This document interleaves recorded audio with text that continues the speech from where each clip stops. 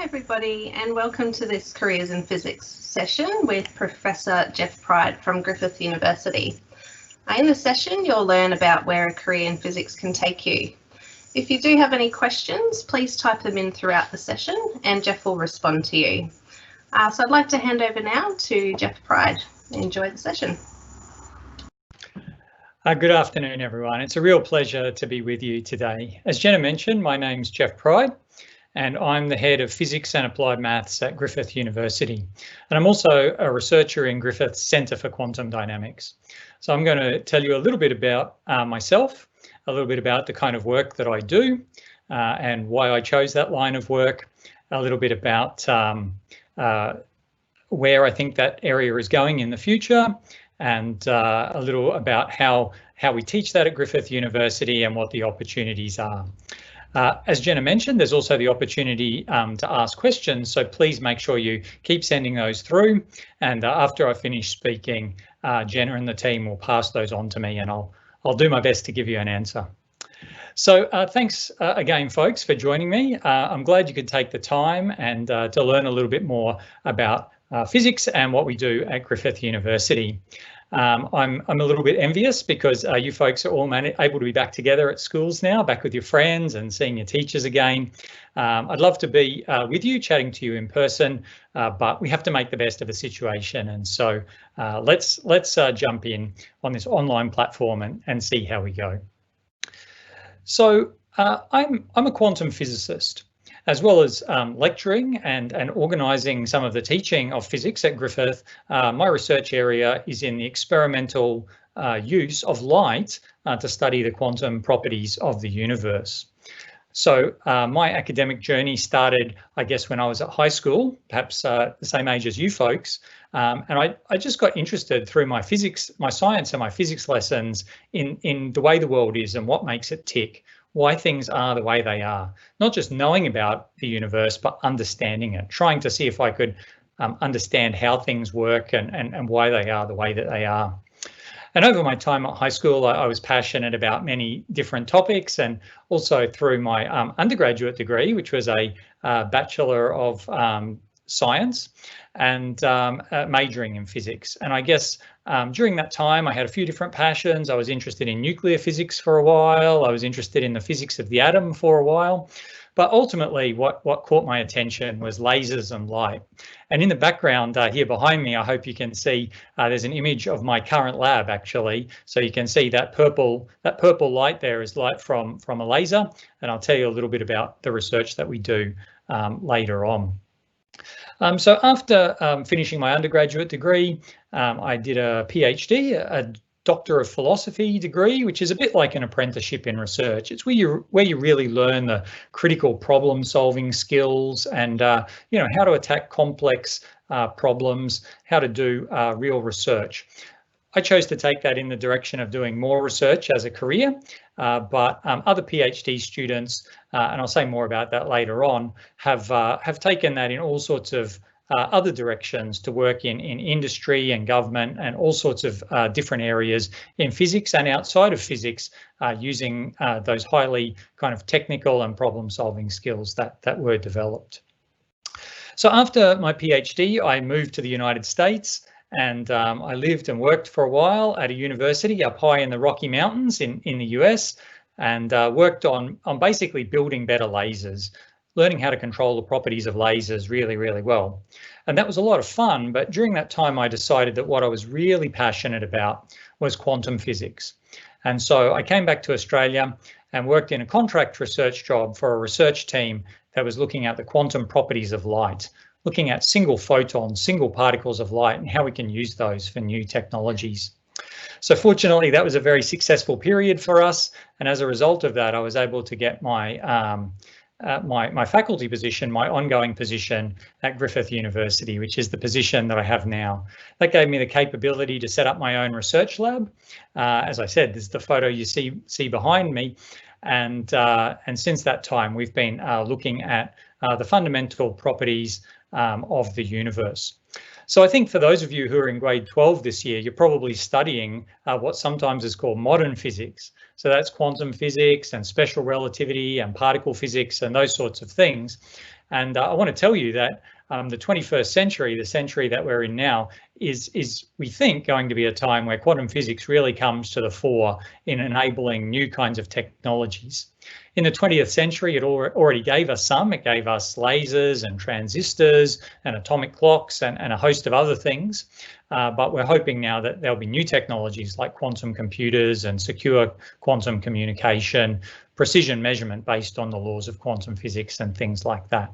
Not to mention the applications of those other areas as well. So that's one of the things that's been my passion, and one of the things that we work at, not only at Griffith, but with our collaborators in Australia and around the world. So I'll say a little bit more about my research in a moment, but I want to tell you that as well as that, I also teach. I do lecturing and other teaching at Griffith, and in fact, second year quantum mechanics is exactly what I teach. So this is my area of expertise. It's an area where I'm internationally known for my research, so I guess it makes a lot of sense that I teach there.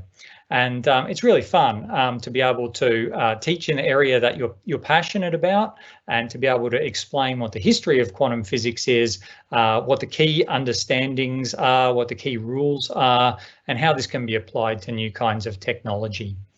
And the other thing that I'm really excited about is that I'm able to take some of the students who are in first, second or third year in our degrees at Griffith over the summer break or over the winter break. We're able to basically have them in our lab for what we call a vacation scholarship. It's a time where people can come in and basically volunteer, maybe with a small payment of a scholarship, and basically get their hands on real research. The ability to basically be able to play with this kind of kit and to be able to contribute something to what we're doing in research land while learning more about quantum physics and optics and all the other things, properties of waves, the other things that you're starting to study at school as we go along. So teaching people, particularly when you see the enthusiasm in their face, I mean, it's a real privilege and a really exciting thing to be doing. One of the things that we also do is in our third year students often undertake what's called a capstone project. So this is a sort of a half semester project or half trimester project, more or less, where they also have the opportunity to come into a research lab or a research team and to work alongside somebody, kind of to cap off their degree, to be able to put some of the skills and knowledge that they've learned along the way into practice. In fact, there are many different ways this can happen, not only in a lab like mine. There's also ability to go into workplaces and things like that. But for me, it's a great opportunity, again, to have those passionate students come along and to be able to share some of our research expertise and some of the fun of doing that cutting edge stuff with students who are really engaged with it. So let me tell you a little bit then about the kind of research that I do and what I've done with it.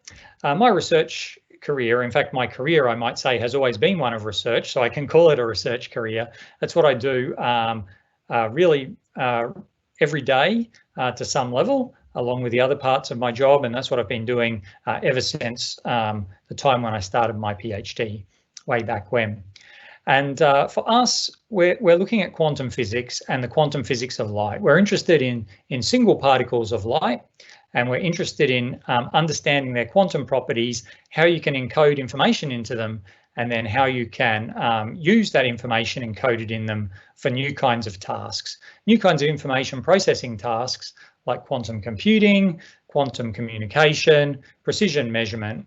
Those things that we can do better with quantum physics than we can with just information encoded in physical systems that use the ordinary laws of physics. So the computer that I'm speaking to you on now, or your iPhone or your Google Pixel or whatever it is you've got in your pocket, all work with, voltage pulses. And although the transistors in those devices are somewhat quantum, the system is largely pretty classical. Once you start to deal with single atoms or single particles of light, single photons, then the rules of the game change dramatically. You get a situation where particles can be here and there at the same time, so to speak, until you measure them. And this allows really improved processing power, the ability to be able to send information faster or more securely, and the ability to measure down at a level of precision which is unprecedented. My research group is a leader in looking at how we can transfer that fundamental knowledge towards applications. We tend to work at the more fundamental end of the spectrum. So in physics, you find some people working on the basic problems, the key underlying physics behind them, and other people more making prototypes and looking to industrialize this kind of technology. So all of those different parts along the spectrum of research and development are super important. And in the Centre for Quantum Dynamics at Griffith, many of the different ones are represented. But my group is really a bit more about the fundamental end of things. And so we work in being the best, we hope, at generating single particles of light, these single photons, at being able to manipulate them with really high precision and measure them and read them out very, very effectively. And looking at all of the tools that are required to harness these quantum properties that are very different from the classical properties. So, for example, if you have a pair of photons, two photons, there's a certain limit as to how well you can use those photons to measure things.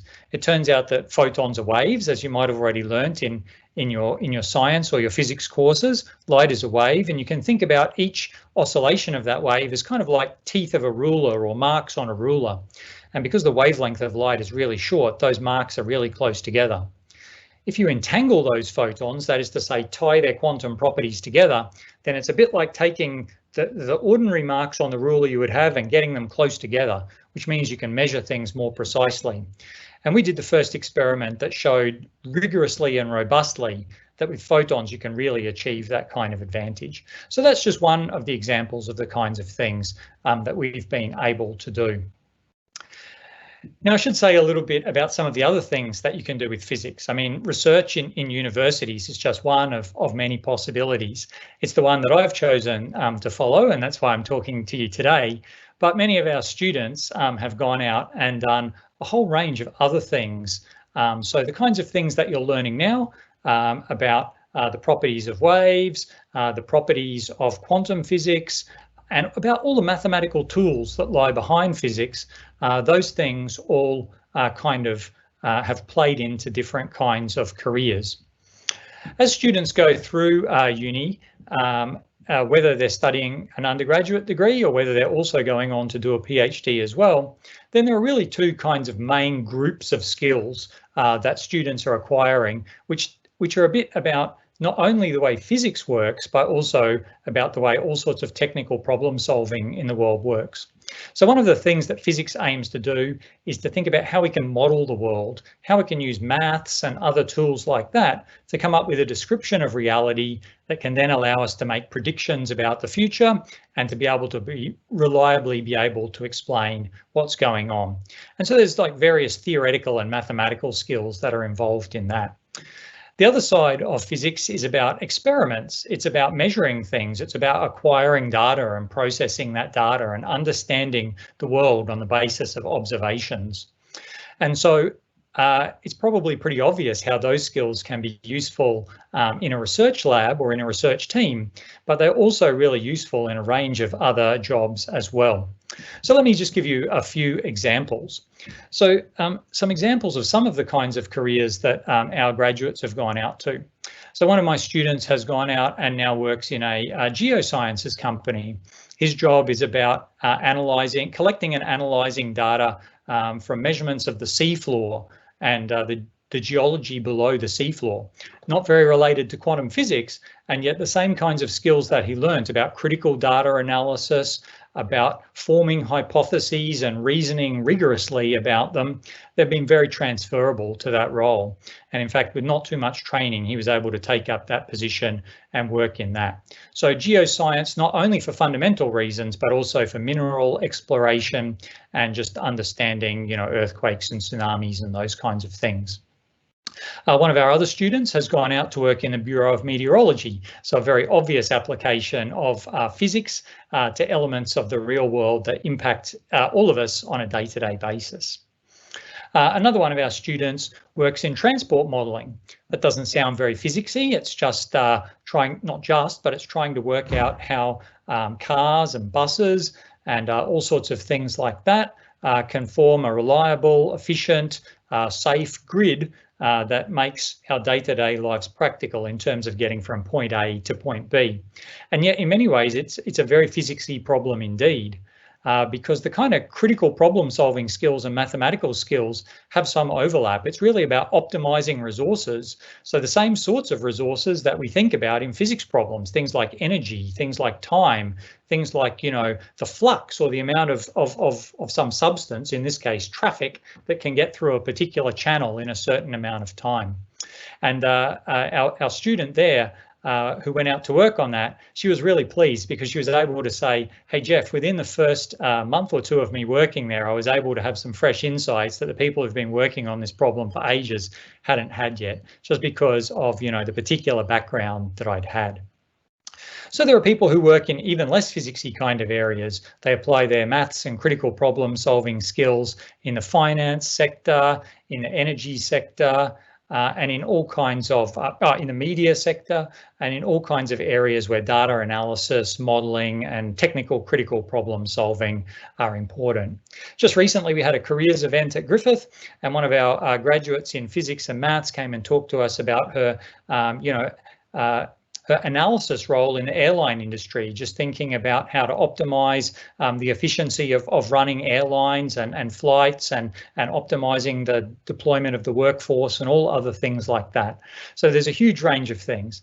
And I think that this kind of is reflective of the way that many areas of study and many careers are going these days. There are very few university degrees now where you study topic X and then you go on and do a very linear career progression into that topic. Even in areas like law or medicine, where it's been very traditional to study law, be a lawyer, study medicine, be a doctor, things are changing. People change their careers. People are applying the different skills that they learn along the way in different sorts of fields. And so I think it's really important that we don't be too narrow-minded. There are jobs in physics, in academia, and in a growing quantum industrial sector in Australia and around the world, and outside of quantum physics as well. That's just my area. There are many, many other areas as well. But there are also many analytics and problem-solving jobs, technical problem-solving jobs across a range of areas that capture different people's interests the more they learn about it. One of the things that I learned with my own career is that some of the things that I thought I was interested in when I was at school and at university, I found that later on I wasn't. I loved nuclear physics, as I told you before, until I really learned a whole bunch about it, and then I decided it was actually pretty boring, or at least so I thought. And so the idea that people will come and change what they're interested in before they start their career and as their career goes along is really something that is, I think, more and more common in today's environment. So I've been really excited to talk to you, and I realized I've talked for a long time, and I'd like now to take the opportunity to hear some of your questions and hear your voice coming through so to speak, coming through the chat. So send your questions through, and I'm going to wrap up now and start answering questions.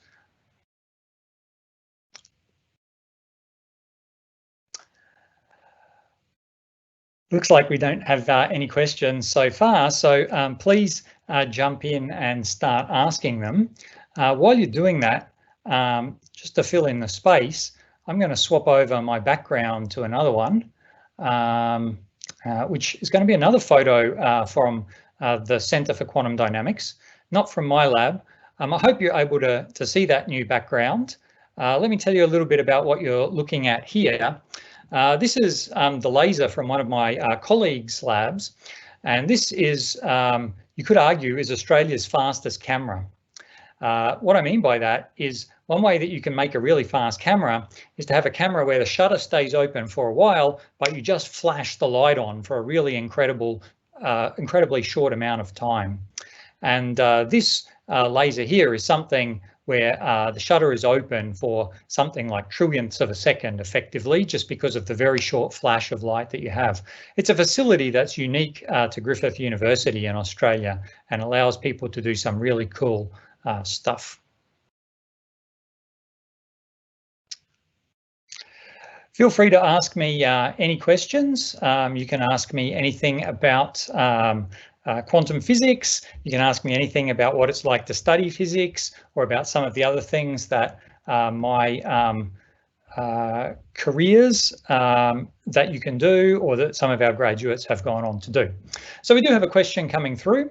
It says, do I have to study physics at school to do a physics degree at Griffith? So the answer is technically no. One could do a bridging course and start from there, but to be honest, it's going to be much easier if you have studied physics at school. I think the other thing is that it's kind of quite important to understand that physics is a relatively mathematical subject. So having some proficiency with maths and with applying maths in different kinds of problems is going to be important. So the answer to the question is no. There are ways to sort of to pick that up as you go along, and we're happy to support you in doing that, but it will be a challenging journey if you haven't studied physics at school. Okay, so there's a question about how long does achieving a PhD take. So a PhD typically takes around 3 years, could be as long as 4 years. One way to think about a PhD is that it's really like an apprenticeship in research. So it's not like doing more lectures and tutorials and sitting in classrooms. My research group, my research students, my PhD students, they're in the lab. They're playing with the kind of kit like you see behind me most days. Maybe that, or they're writing up their results into a research paper, or they're learning how to give presentations at conferences. And in non-COVID times, they even travel to other parts of Australia and the world to do that. So they're learning the skills on the job. And indeed, most of them are receiving a tax-free scholarship, which is kind of like almost a bit like a salary in order to do that. So a PhD takes about 3 to 4 years, but it's not really the same as undergraduate study. It's much more hands-on. It's much more sort of learning all of those different skills, the physics skills, but also the presentation, the network, the problem solving, the analytics, the teamwork kind of skills, which are super helpful out there, no matter where your job takes you in the future. So thank you, Emily, for that question. Megan has asked, what does a normal day look like for you? So my normal day is comprised, of about 3 or 4 different things. I spend some of my time doing research, which is partly about, I'm rarely in the lab myself with my hands on the equipment these days. I guess I'm the boss, so it's my job to help plan things out, think of new ideas. And a lot of my time is taken, and a very enjoyable part of my time is taken working with the students who are in the lab and helping them to learn the skills they need to learn, helping them as they think through the problems that need to be solved to get the data that they need to collect and how to analyze it, and training them in that way. I spend some of my time preparing for teaching or doing teaching if it's a teaching day. I spend a little bit of my time doing the necessary sort of management part of the job that comes around with it. I'm also not only a lecturer and a teacher, but I'm also involved with organising that for physics and maths. So there's a part of that sort of management part of the job as well. And then, other parts of my days, on some days I get to do things like this, like tell people about how great it is to study physics and why I'm super passionate about it and why I think it's important. Other times I might travel to conferences and run outreach activities on campus when people are allowed to come onto campus, all sorts of things like that.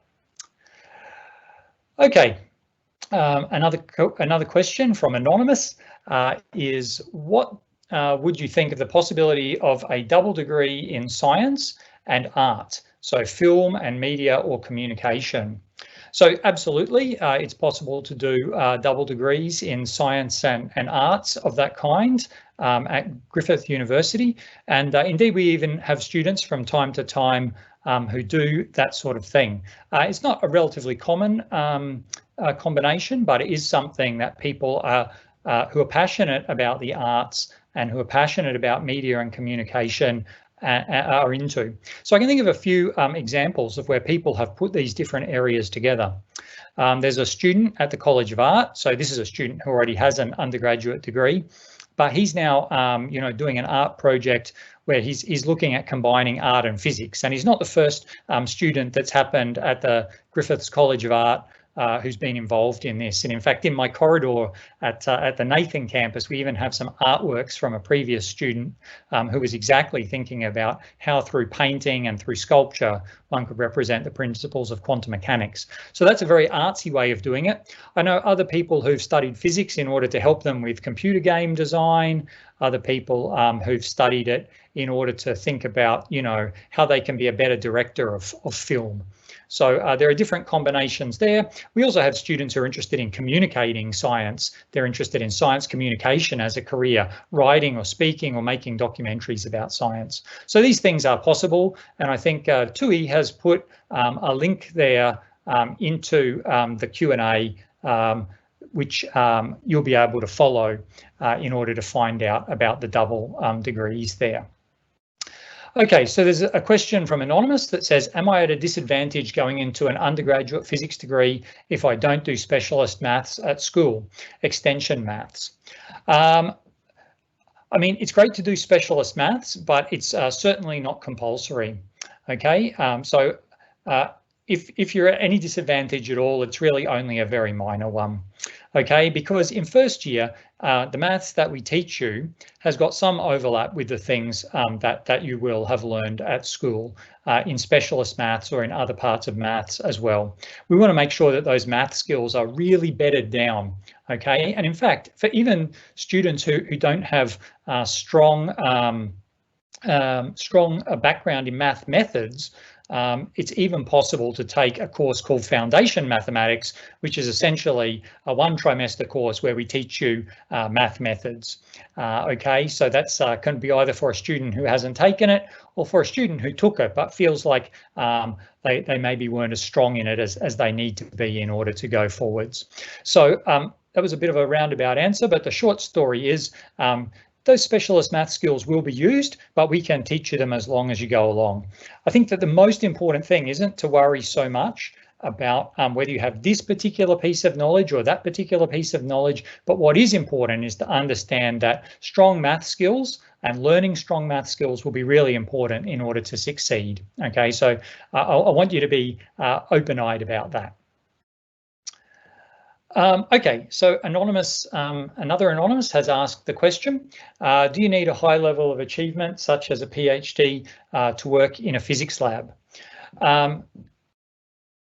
The simplest answer to that question is yes. If you want to do research in a physics lab, whether that's in a university or somewhere like CSIRO, then kind of the specialist skills and the specialist training that you get during a PhD probably is, if not absolutely required, at least usually pretty required. Okay, now there's a few exceptions to every rule, and there are jobs here and there that can be found where you don't need that set of skills. And so there are physics labs, for example, undergraduate teaching labs, where some of the people who might staff those, so they're still getting to work with lab equipment and teaching people how to do that and so on, doing experiments in that sort of way. That's one example of where you don't need it. There are other sorts of, laboratory technician or laboratory manager sorts of jobs. So people, working in and on and around research laboratories where a PhD isn't necessary. But if you're thinking about the kinds of quantum physics research that I've told you about, it's approximately true that you will need a PhD. Okay. Is there many opportunities to expand in a physics career, and do you get to travel for work? So there are many different kinds of physics careers. So in my sort of research career, yes, there are opportunities to expand. You can take that in many different directions. So for example, some people start out doing fundamental research like I do, but end up maybe starting a startup company or something like that to try and commercialize or to try and take forward technology out of the research they've done. So that's one possibility for expansion. Other people go into management of university or whatever kind of organization they're in. So they think about, how we can organize research or other activities within physics and science better. And they might become a management or a leadership position in some way like that. Other people diversify their academic interests. So we have some people who work on that boundary of physics that's really up against the edge of philosophy, asking not only the how questions about the universe, but maybe the why questions about the universe. So they maybe move into research that explores that edge between physics or philosophy, or maybe even move into the philosophy of science. I mean, that's just a few examples. There are probably many, many others. So physics career outside of, university research. Typically, this can go in any number of directions. As I mentioned before, there are things that you traditionally call physics, like perhaps working in the energy sector or working in geoscience. There's a couple of examples I mentioned. But I mean, people move into all sorts of other areas. They move into finance, they move into mining, they move into engineering related things, they move into media, they move into advertising. I mean, all sorts of things where the whole range of skills that people learn can be used. And I mean, in many of those roles, there's the option to be able to travel for work. I myself have travelled to quite a lot of international conferences, for example. All right, it's just on 2:30, Geoff, but if we wanted just to finish off with the last question, which is just around doing an honours. So I have posted a link there with more information, but if you just wanted to let that person know about doing an honours, and then we'll finish up. Yeah, fantastic. So the question is, what is required to complete an honours in a Bachelor of Science majoring in physics in comparison to a standard Bachelor of Science? So honours is an extra year of study.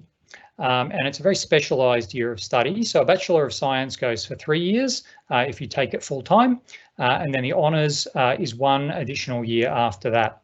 And in physics, what that honours year looks like is 50-50 between doing a research project, possibly in a lab like mine, or possibly doing mathematical theory, if that's more your taste. So that's half your time is spent on doing a project like that, and the other half of the time is spent doing advanced coursework. So we teach people advanced quantum mechanics, general relativity, Einstein's theory of general relativity, and curved space-time, cosmology, those kinds of things, about really high-tech solid state and nanomaterials, and a bunch of other sort of important bits and pieces. One of the advantages of doing honours is that it's without going on to do a PhD, it's one of the ways that you can improve your critical problem solving skills and to be able to apply them in different kinds of ways. And some of our students have taken that path. They've decided to study physics honours and then decided that then they were keen to go out into the workforce. So from what Jenna tells me, we've come to the end of our time. And so I want to thank you so much for tuning in and listening. Please do get in contact with us. And I think Jenna and Tui have given you some ways of staying in contact with us. So please follow up through those. Thanks so much for joining us. I really appreciate the time and your interest. I hope you've enjoyed it too. Enjoy the rest of your day. And hopefully we'll see you for a lab tour or a visit or as a student at Griffith University sometime in the future. All the best. See you later.